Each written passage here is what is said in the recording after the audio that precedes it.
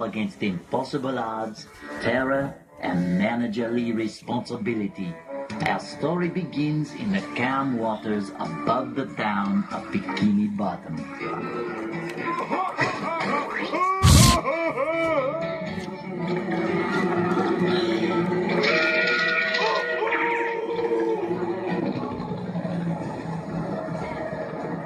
I can't believe this is happening here! It's horrible!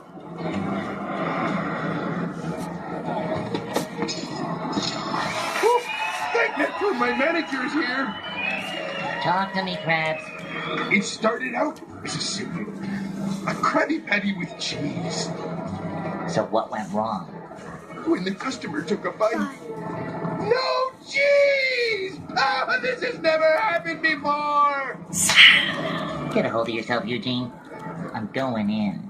Who are you? I'm the manager of this establishment. Everything is gonna be just fine. I'm really scared, man. You got a name? Phil?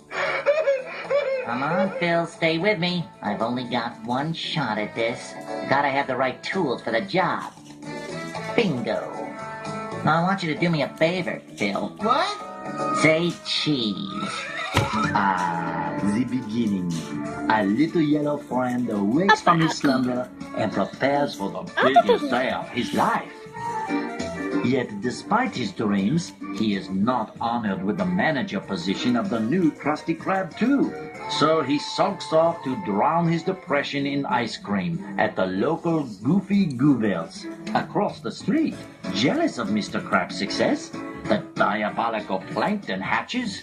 Plan Z. He steals King Neptune's crown and frames Mr. Krabs for selling it to the far-off and dangerous land of Shell City. Let us now join our heroes in the midst of their self-pity. Hey, buddy, come on. Wake up. Huh? Where am It's 8 in the morning. Closed. Go collect your friend and get out of here.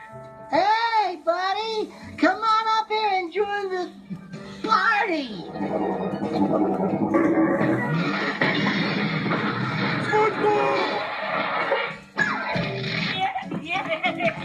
SpongeBob? What's up, Patrick? You have got to try this new dot broom game. Doug!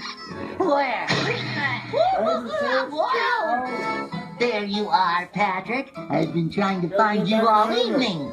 It's 8 in the morning, SpongeBob. Oh my gosh, 8 o'clock. I am late for work. Mr. Krabs is gonna kill me. Oh, Mr. Krabs. Back at the Krusty Krab, King Neptune confronts Mr. Krabs about his alleged thievery. He asks if there is anyone present who may vouch for Mr. Krabs' character, and our yellow knucklehead McSpazatron shows up to accuse Mr. Krabs of being a horrible person. King Neptune whacks Mr. Krabs, causing SpongeBob to sober up quickly. He selflessly volunteers to journey to Shell City and retrieve the king's crown. Freezing Mr. Krabs in place, King Neptune grants a 6-day reprieve so SpongeBob and Patrick may attempt to retrieve the crown. King Neptune's daughter Mindy provides SpongeBob and Patrick with a magic mirror through which she can communicate and assist our heroic duo. We continue as SpongeBob and Patrick arrive at the paddy wagon. With the chaos of Bikini Bottom behind them, SpongeBob and Patrick begin their long journey towards Shell City. However, with SpongeBob gone, all is not well. Plankton is now selling the Krabby Patty at the Chum Bucket, and with every purchase, customers are getting a mind-controlling bucket helmet. Squidward has discovered Plankton's plan to create an army of bucket heads. Will Squidward save the day? No. On the outskirts of town, SpongeBob and Patrick meet some of the charming locals who tell them they will not last long outside the city. But our friends do not listen. They should have listened. Our heroes are now stranded in a vast desert with only their feet for transportation. Our heroes, having foiled Plankton's evil plans, continue across the desert. But Plankton remains one stubby step ahead of them. He sends someone to make sure that they will fail. He is a vicious, ruthless killer named Dennis. Fortunately, SpongeBob and Patrick have discovered the paddy wagon in a parking lot. But the key is missing. So the only thing to do is to go into the rough, tough bar and look for it. Good luck, my friends. You're going to need it. Don't let it get away! I think we've got the key now, Patrick. I also think you can get off of me. I'll have 2 chocolate banana splits with sprinkled fairy stars and goober beans. With extra sauce, please. You can let go now. I said let go, please. What kind of old lady are you?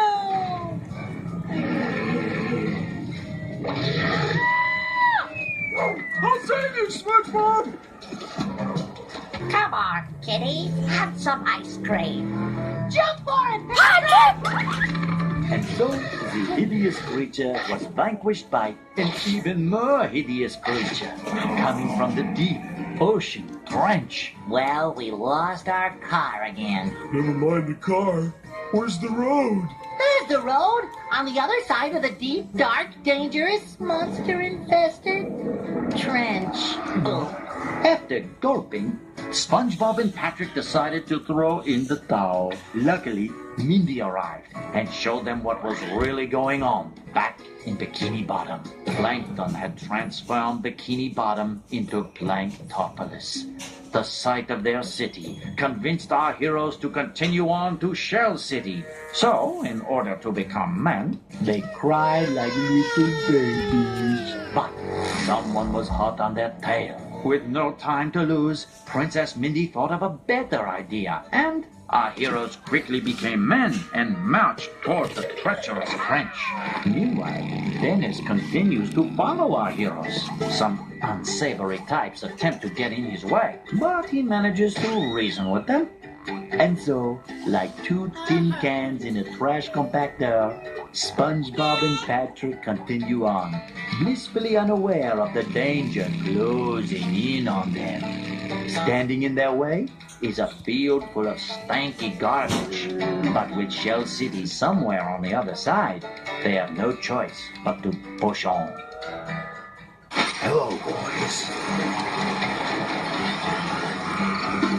Who are you? Your worst nightmare. A big pile of broccoli? Name's Dennis. I was hired to kill you. Look, buddy, I hate to burst your bubble, but you're talking to 2 men here. We don't have time for these silly games. So if you could just step aside. Ow! Help me, Patrick! Yay! Thank you, stranger! It's the Cyclops! Run! And so, SpongeBob and Patrick escaped the clutches of the mad, murderous Dennis, only to be captured by the even more hideous Cyclops. And then, they passed out, awakening in a dreamy, goofy goober wonderland where... Oh, wait a minute. Hey, it's the Goofy Goober! Patrick, there's the Goofy Goober himself! Oh boy! As I was saying, SpongeBob and Patrick continued on, allowing nothing to distract them. Goofy, goofy, goober, goober, Yeah! It's just a dream. Don't waste your time. Go ahead. They discover that they have become prisoners of the Cyclops. For you see, gentle viewers, our heroes had at long last made it to Shell City and had discovered its awful secret. Shell City was nothing more than a souvenir shop. Those who were captured were dried up and turned into smelly knickknacks. And that is precisely what was happening to our 2 friends. The situation seemed to be completely and utterly hopeless. But they were saved by the tear of the Goofy Goober, as well as a conveniently placed sprinkler system. King Neptune's crown lay nearby, But our heroes still needed to escape the treacherous depths of Shell City and get past their most dangerous adversary, the Cyclops. And so, after escaping the hideous fate that awaited them in the clutches of the Cyclops, SpongeBob and Patrick find themselves standing on the beach, staring out at the vastness of the ocean. How are we gonna get back to Bikini Bottom? I can take you there. Who are you? I'm not a lifeguard, but I play one on TV. So, where's your boat? Whoa! Hooray! Nothing can stop us now. Bikini Bottom, here we come. Huh? Unidentified object off the hindquarters! Bigger boot? But how? Did you miss me?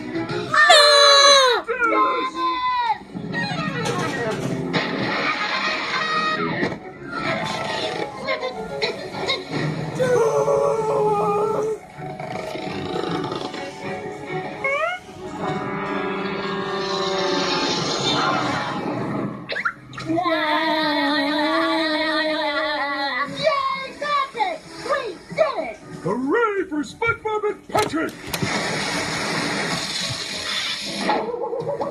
Now, where were we? Wait, Dennis! Look out behind you! That's it!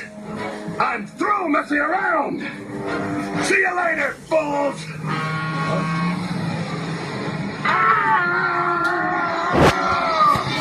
Goodbye! After many adventures, our heroes arrive back home. But it is a much, much different place from the one they left, where there once was rolling green fields and bustling city streets. There is now Planktopolis, a city as dark and twisted as the heart of its teeny tiny ruler. All of Bikini Bottom's familiar faces are now covered by unfashionable mind-controlling buckets. And perhaps most horrible of all, King Neptune is in the Krusty Krab too, preparing to fry Mr. Krabs. Bikini Bottom's only hope rests with a small yellow sponge and a pink sea star. Can they survive the dangers of Planktopolis? Ooh, let us hope so.